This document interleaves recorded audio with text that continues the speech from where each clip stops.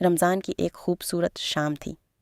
شہر کی پرانی مسجد میں اذان مغرب کی آواز گونجی تو سب روزہ دار افطار کی تیاری میں مصروف ہو گئے۔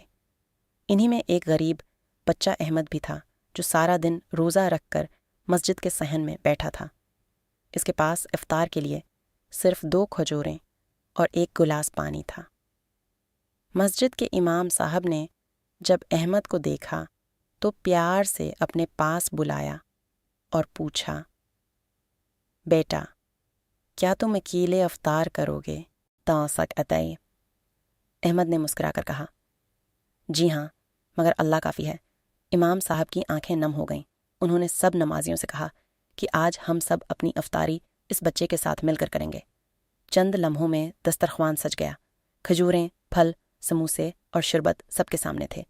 احمد نے اپنی 2 کھجوریں بھی سب کے ساتھ بانٹ دیں۔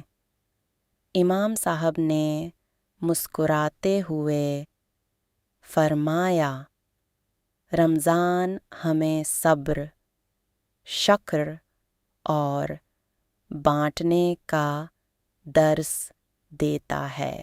اصل دولت دل کی ہوتی ہے۔